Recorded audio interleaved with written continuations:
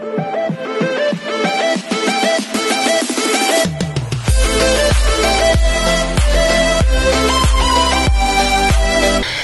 everyone, this is Kibo Vlogs, a Filipino actor based here in Saudi Arabia, and welcome back to my channel. Ang gawa natin ng reaction video, ang Barda compilation, because why not? Atake tayo dito for today's video. So without further ado, let's start this reaction video. Wala pa tayo sa mga Instagram, sa mga postings sila and everything. Marami pa tayong kailangang gawing reaction video because kahapon absent tayo. Pero mamaya gagawa ulit ako ng magla-live tayo mamaya ha. Abang-abang lang kayo. So without further ado, let's start this.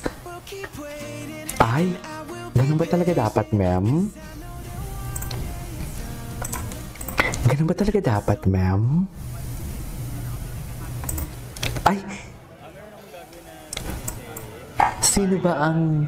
Wait lang. Sino bang akala na yung Maria Clara Tibara pala yung mag-start na magiging sikat ka? As in, true. True. Alam mo na spoil. Napanood ko tong interview na to. Na king of spoiler nga siya, diba? Okay. Maria Osawa. We're starting July 4. July 4. Mentally kasi syempre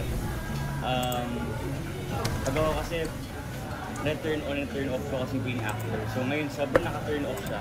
So siguro medyo mahaba yung preparation ko para mag-turn on ko yun ulit. Ay. May super big project yan ha? Sino ang kasama? Baka bawal bang sabihin? Sinabi mo na eh. Abangan namin ang update. Yeah. Kasi I heard nga malaking project siya. Baka bawal ko pa palang sabihin na kasali ako. Wala na sabi mo na eh. Sabi mo na eh. Ang cute eh, David. This is one thing that I really love about David talaga. Because ano talaga siya, very subtle talaga siya, makatotohanan, kaya we cannot deny the fact talaga na ang mga sinasabi niya is totoo and ang ina-actions nila totoo kasi very straightforward silang dalawa eh. Kaya hindi din talaga natin maaalis sa sarili ko na parang anong itong nakikita natin sa Barda, totoo ba to or hindi pa to totoo? Kasi kung akong tatanungin nyo, totoo. Kasi alam nyo, sa personality pa lang nila, kahit hindi pa sila mag-love team, Barbie Forteza is very straightforward. David Licauco is very straightforward. Diba? They cannot filter what they want to say, what they want to act in front and on and off cam. Diba? So basically, naniniwala talaga ako na kung ano nakikita natin, it is what it is. Diba? And ano bang nakikita natin kung i-analyze natin? Huwag nyo sabihin dilulu ako. Kasi ako, kung ano nakikita ko, ganun din yung nakikita ninyo. So ano? Diba? So ano? Hindi pwedeng magkakaiba.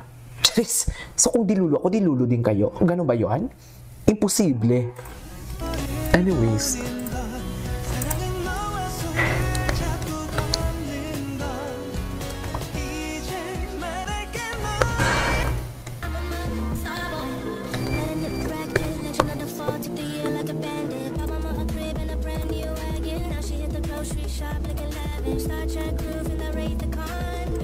Okay. David Licauco. Ay, bago to ah. Ay, hindi to. Ay, hindi ito. Ay, kinis niya sa Ginoo. Ay, ano to? Sino to? Pero maluma na tong video na to, di ba? Sino to? Bago, nag-comment sa Ginoo. Nag-comment sa Ginoo. Wait lang. Nag-comment sa Ginoo dito. Iba pa ah. Bago lang to, no? Bago lang to eh. Ay. Parang hindi to bago. Ay, gwapo ng Ginoo. Fresh.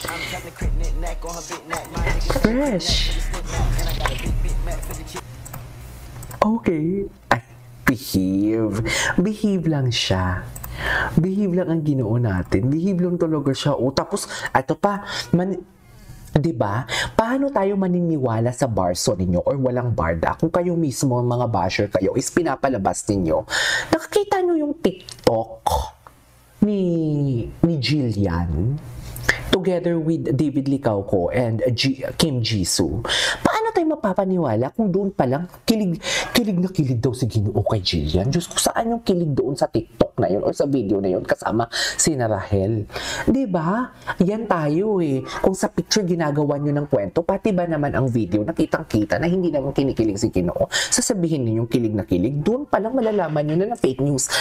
Una, once na tumakli ka, ito yung sinasabi ko sa inyo, kaya hindi ako nagiging specific. Once na tumakli ka or umiba, lumihis ng landas ang pinaglalaban mo or ang pinupunto mo, wala ka ng kredibilidad. Ilang beses ka na ba? Ilang beses na ba kayong nahuli na gumagawa ng kwento? 'Di ba? Ilang beses na ba? Yung sinasabi ko sa inyo. Oh, ano to? Wait lang, may upload lang ako. Kasi naghahabol tayo sa barda eh. Ay, yes, Ginoo. Mamaya na tayo magchichika-chika sa ano.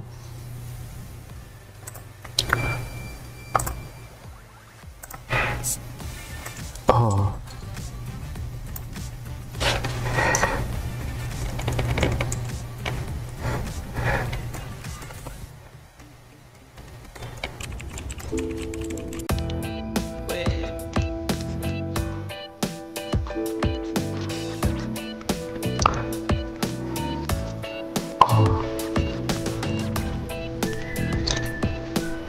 Kim Jisoo. Ay, namigay ng namigay ng pizza.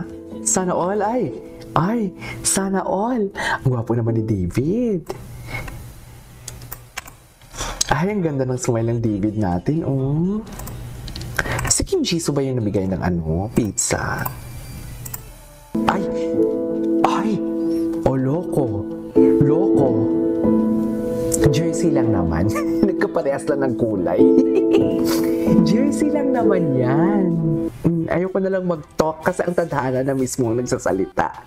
Charis, tinanda natin to si Pinas, si Kaylan. Parang ang dami nitong ngayon eh. Ay, napanood na natin to. Ay, ang puti ni Barbie, no? Nakaka-insecure ang kilikili ni Barbie. Charis. Nakaka-insecure sa totoo lang.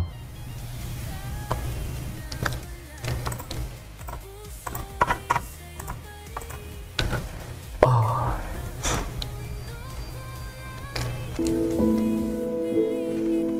Ay.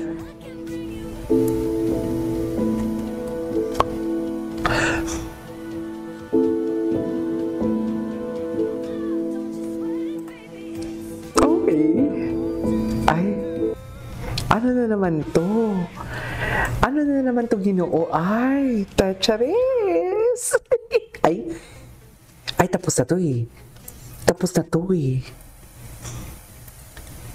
Ay, hindi. Dalawa, drink and set up. Tapos, ay, inedit to. Ito yung edited, if I'm not mistaken. Ay, hindi. Ilang video ba? Ay, hello. Ganda ni Barbie. Oh, 'di ba? Bumalik na sa TikTok era si Barbie. 'Di ba? Nang nagpaparinigan sila sa Instagram, panay TikTok ang Barbie natin na personal TikTok niya, yung walang endorsement, ha. 'Di ba? Oh. Ay, si Sir Janra, the youngest millionaire? Barbie Fortesa, the first youngest richest celebrity at the age of 26 with net worth of 5. Wow!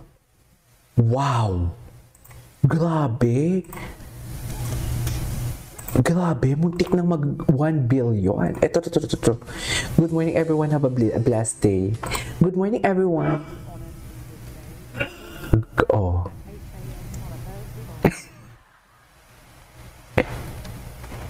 Ganda, cutie niya talaga.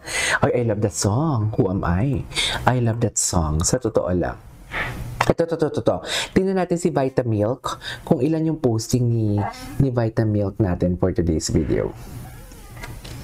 Anyways, madaya. Ay, hindi natin ito nakita, oh.